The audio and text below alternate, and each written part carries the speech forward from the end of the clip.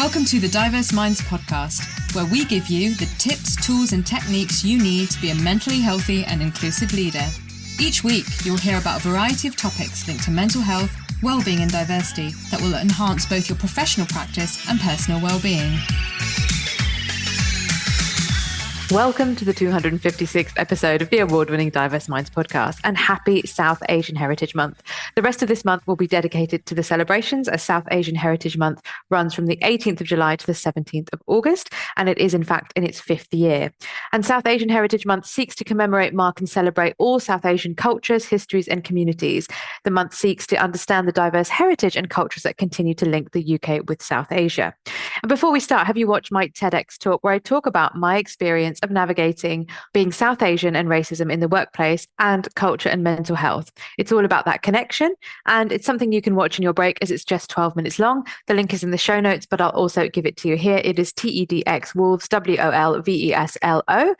And I really hope you enjoy it, because it was a labor of love. And if you did, please leave a positive comment on YouTube, share, and like. And as always, don't forget to connect with me on LinkedIn, Facebook, and Twitter at Diverse Minds UK. Right, so as the month just begun, and 18th of July is the date of that the Indian Independence Act of 1947 gained royal assent from King George VI, and ends on the 17th of August, the date that the Ratcliffe Line was published in 1947, which finally set out where the border between India, West Pakistan, and East Pakistan, of course now Bangladesh, would be. Not necessarily the most uplifting history in many ways, because I'm not going to go into it. In fact, I'm not a historical expert. I'm still learning myself. But if you want to know more about that side of things, do check out episode 49, the first South Asian Heritage Month. So South Asia comprises of Afghanistan, Bangladesh, Bhutan, India, the Maldives, Nepal, Pakistan, and Sri Lanka. And every single one of these countries has been hugely impacted by its relationship with Britain. And I have to add, not necessarily positively in any way, because it was primarily through war, colonization via the British Empire. But people of South Asian heritage are a significant part of the British population, with about 1 in every 20 people in the country being of South Asian heritage. So it's really striking, actually, in a good way. I would say that, though, wouldn't I? And also you have to think about people who have family members from these communities, also who might be dual heritage or have several heritage or have linked to South Asia, and then many, many people. And this year the theme is Free to Be Me for 2024, and it is about celebrating the beauty of simply being able to be ourselves, and the fact that each one of us as South Asian peoples has a unique journey, diaspora journey, filled with moments that have shaped who we are. And it's about hearing these experiences that may have taught South Asian communities valuable lessons and helped us grow. No matter who we are, that our stories matter. And of course, stories connect us in profound ways, and there are lots of different ways that we can share this. And I think particularly in the arts, quote unquote, is forgotten about. I think unless you know lots about South Asian, and I'm thinking about all those countries, and you think about that, there's diversity, huge diversity within all of those countries. There's art, there's writing, there's music, there's fashion, there's food. Heritage is worth celebrating. So it is about exploring the diverse ways in which we honor roots and individuality. But too often, it's really not very easy to be ourselves in the workplace. And in fact, we're really not free to be us. Now, that's not to say we're inauthentic or people are being inauthentic. That's really about the fact that it's not very safe and it's not very easy to necessarily be ourselves. I think there is the right way to be at work, particularly in the UK workplace, particularly in certain sectors more than others, and having to conform to be seen professional, to be seen as intelligent, to be seen as worthy. The food we eat is seen as very delicious, but not in the workplace. Please don't warm it up in the microwave. Signs on microwaves: please do not warm up smelly food, and those sorts of things. But it's all right to go for a curry on a Friday night. So that juxtaposition is an interesting one. South Asian clothes seen as really lovely and fun, and not identified as a very important part of culture, history, heritage, and national identity. And this is at the forefront of my mind at the moment, because some of you might have read about the Ambani wedding in India. It's like this month-long wedding, really one of the richest families in India through business, I believe, and I can't recall what kind of business. And fair enough, you want to invite Bollywood superstars, you want to invite the equivalent of Indian royalty. But what I found quite strange about it is the number of people from the global north they've invited, and I don't really know what the connection is. We've got people like the delightful Boris Johnson and Carrie going to this Indian wedding. We've got the Kardashians, and the clothes that I've seen that them wearing deeply, deeply disrespectful, or wearing clothes in a very disrespectful way. if you want to check out some of the photos, unfortunately, they're not on the most highbrow websites, but I caught a glimpse of them, and I just thought this is like Indian clothing, some South Asian clothing being treated like a joke. And in fact, if you want to know more about particular fashion, if you want to know about particular fashion and heritage, I did a really great episode, number 121, with Parasto Kalandri, weaving heritage into fashion. And she talks about her particular Afghan heritage. And it's very specific, actually, in terms of the design and her work. And she's doing incredibly well, all about that. And so I definitely check that out, about cultural context and her heritage, and embroidery. And that really is what it's about. Now, I just want to dwell on this a little bit longer to say, I'm not telling anyone they can't wear South Asian clothes, but I think if you're going to do it, you have to do it with respect. It's not fancy dress.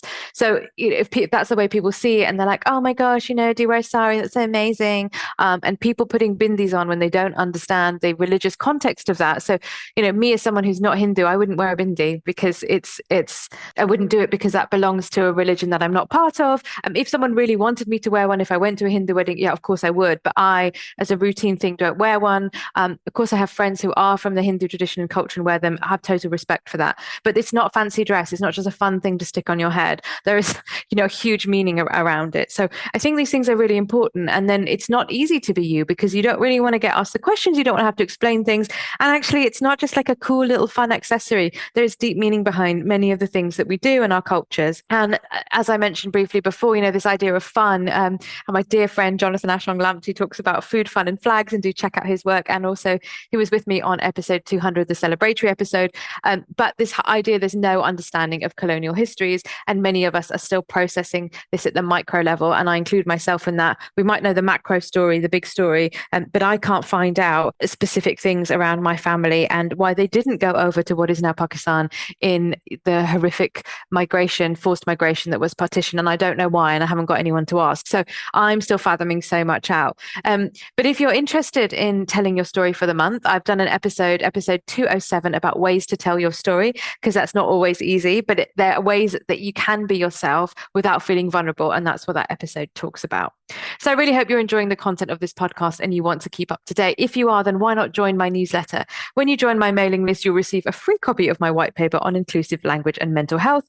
And as always, the link is in the show notes, but I'll give it to you here.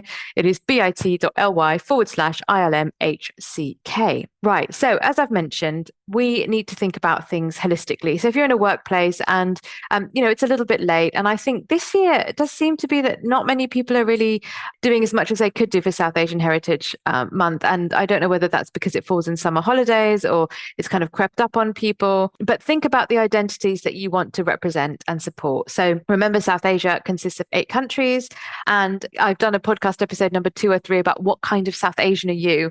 And often the questions that are asked or the assumptions that are made. Think about the community you have in the workplace. So what is that South Asian community? Who's it led by? How diverse is it? So whether you're running something internally or whether there isn't something. And of course, I'm not saying you have to set something up separately. If you have a race equality network, if you have a cultural awareness network, or whatever you might have in your workplace, think about the diversity within that and how people may or may not want to share their stories. So in essence, how is that workplace community supported? How are people enabled to be free to be themselves? It might not be all the time, but that there is a space of doing that. Gender, this is a huge one. We're thinking about also people that have transitioned, people that might be wanting to transition from a variety of cultures. They may not want to talk about it, but knowing that's there, I think there is often a sort of single story around who transitions or the type of people, quote unquote, that transition. So thinking about that. And also, the lovely, delightful stereotypes that we have about South Asian women, unfortunately perpetuated a lot by the media, and busting those assumptions. So podcast episode 50, Stop Stereotyping South Asian Women. Also, don't forget to watch the second series of We Are Lady Parts if you haven't, not exclusively about South Asian women, but focused more on the Muslim experience and the various cultures within Islam, but really good. The main character is South Asian in that. We've also got episode 239 with Neelu Kaur about South Asian women and burnout and what that might look like. Episode 104 with the brilliant Anjum Khan, who is, of course, the leader of the Asian Business Chamber of Commerce, Asian Female Leadership, and also with Pinky Gadliani, Cultural Perspectives on Imposter Syndrome. Lots there. And also my episode with Erin Desi, she talks about, she has a playwright, and she talks about the challenges she's had in getting the representative stories out there. And that was episode 155, Arts in Practice. Really interesting, because she does go into why we tend to get this single story. So definitely check those out if you're interested. Then, of course, we have these connectivity and connection with faith, and the various faiths and the way in which faiths are expressed within the different South Asian communities. Remember that with any faith, there's always going to be plurality. There's always going to be discussion. There are always going to be different ways that people choose to practice their faith, celebrate their faith, commemorate their faith, and the role of spirituality and religious practices in people's daily life and personal growth, which again, they may or may not want to talk about. But if we think about being able to be free to be me, what might people need in the workplace, and what's the space, and how might they want to explain that? And then, like with Black history, this is everyone's history, so understanding that history is super, super important. And I have to say, it's deeply uncomfortable, and the kind of legacy and knock-on impact that the British Empire had, and this connection to whiteness and lightness. And I did an episode about colorism and shadism, so you might want to check that one out as well. But all of this is not in isolation. We're all connected. So I think it's about, in order for people to be free to be themselves at work, there needs to be the environment to enable them to do this. And the month can be a really useful way to do this for people from South Asian communities. So if you'd like to know more about how I can help you, please do get in touch with me. I do keynotes, workshops, team coaching, train the trainers, and you can email me on Leyla, Leyla at diverseminds with an S, altogether, diverseminds.co.uk. And I really look forward to hearing from you. So, Free to be me is about sharing your story, finding voice, expressing in a way that works for you. It could be absolutely anything you want to do. If this is new to you, have a look on the South Asian History Month website, and you can see the list of events, their workshops, panels, performances, and engage. And really also, after you've done that, reflect on the experience and what you might have learned. Connect with others and tell them what you've done and why, and raise awareness about the month. It might just be one thing that you want to share, but please do it, because this is really important. And if you do use social media, it's the hashtag Free to Be Me and South Asian Heritage Month to share your story and connect with a broader audience.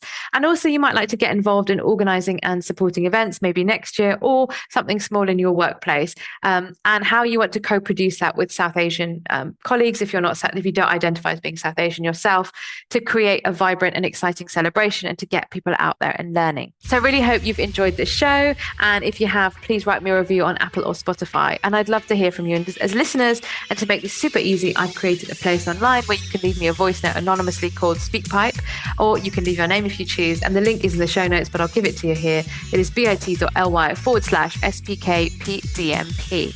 And so take care, everyone. I'm very happy it's South Asian Heritage Month again, and I look forward to connecting with you over the month. And do be in touch. Let me know what you're up to, and we will connect again in the next episode. Bye for now. Thanks for listening to the Diverse Minds podcast. Don't forget to subscribe on Apple Podcasts, Spotify, or wherever you access your podcasts from. You can also connect with me on Facebook, Twitter, and LinkedIn. Tune into next week's episode of the podcast, where I'll bring you more insights on mental health and inclusion. Bye for now.